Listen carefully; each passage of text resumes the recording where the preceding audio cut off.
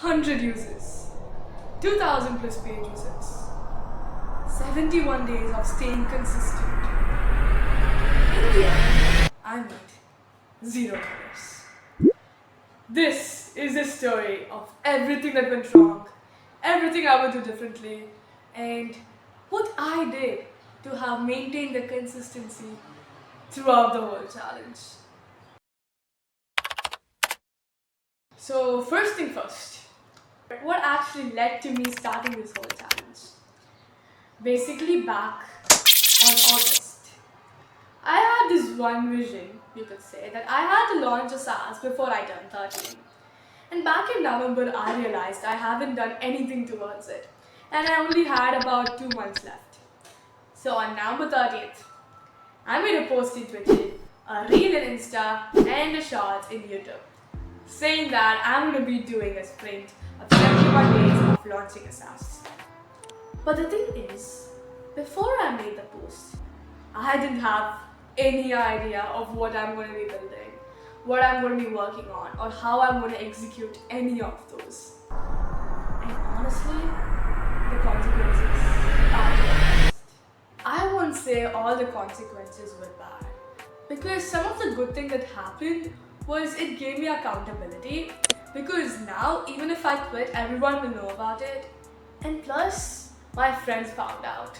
So that's accountability right there, which makes you afraid of quitting more than continuing. Second thing it did was it actually made me start. So those are two things that actually happened good. But coming towards the bad side, as I already told you, I didn't have any idea what I'm going to be doing, right? So Friday, the first 9 days of the 71 days was all talking to the people who are under my target audience, which is actually student founders. So I started talking with them, and by the end of day 9, I had talked to 35 plus people under that niche. Okay, this sounds like I'm doing something, right? But actually, no. Because I didn't have a core product idea. So now what happened was, every single person I talked to, let it either be an AI agent or a person that I did talk to, the idea started shaping based on that conversation. So by the end of day 9, the core product idea I had didn't match anything to what those people said. And this is something I realized not at day 1 but at day 71. Don't make the same mistake. If I had to start from scratch all over again, there's something I would do. First thing first, write this one sentence. This product helps the person it helps do the work it does, which reduces pain or the money. Now, once you have got this one sentence there, you know what you're building, and this actually helps you a lot. Second phase, building.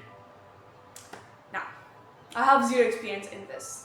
And honestly, before day 1, I didn't know what VS Code was. I just opened VS Code. This is my first time. And what I was actually doing was, I used to take the code from ChatGPT and Grok and put it into VS Code. That's what I used to do. Which sucked.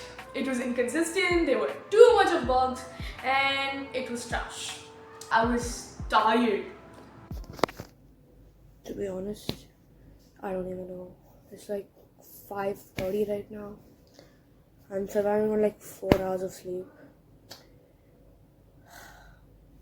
Yeah, let's see. If I sleep at school, it's not gonna be a problem.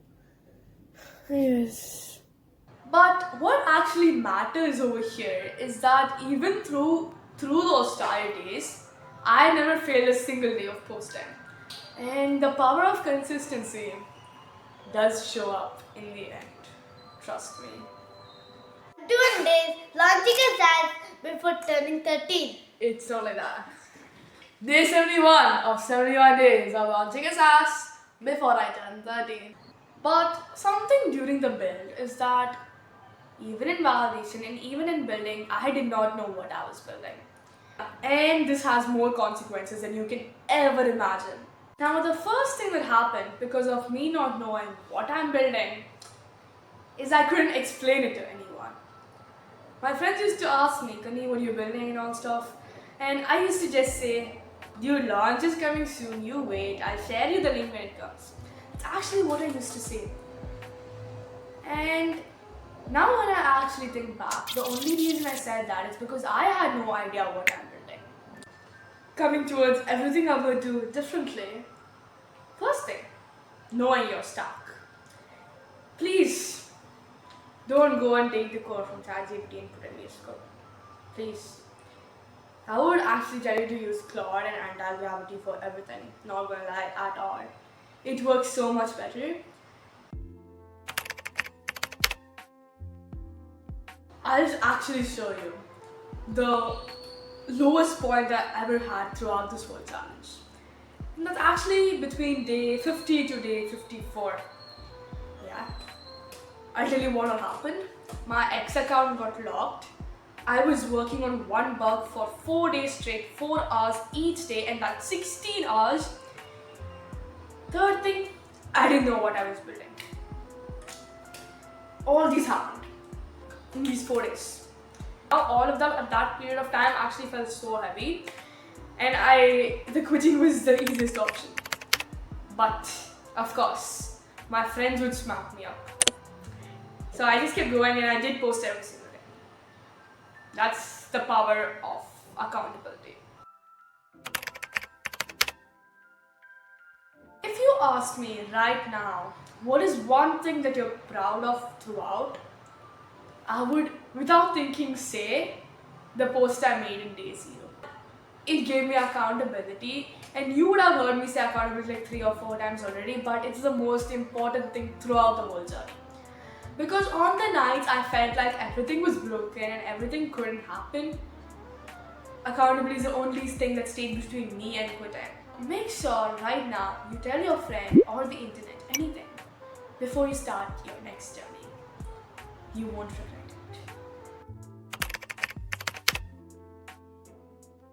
Now comes the most exciting and the final phase. Day 71. Welcome to day 71 of 71 days of launching a SaaS before I turn 13. February 9th, one day before I turn 13, is actually where day 71 is. The end of the journey, and I did make it alive with a real product with actual users on it. DMs came from strangers. It was happy. Friends started rooting. There were a lot of stuff that happened. And honestly, I'm grateful for every single person who supported. And after that, from day 54, which is actually the launch day, till day 71, I've had over 2,500 plus page visits. We have had 100 plus users and $0. Basically, after the launch, after 71 days, there was someone who did try to pay. I don't know if it was a wrong email or a wrong card, but the payment failed. But even if it didn't, it wouldn't have mattered. 71 days. The next day, I turned 13. Was it worth it? Obviously it was worth it. Not because it had worked out. It did not work out in the way I planned. But it worked out in an even better way. The whole sprint wasn't about launching Studior, but it was honestly about becoming a person who could launch Studior. And that's a person which didn't exist before the 71 days.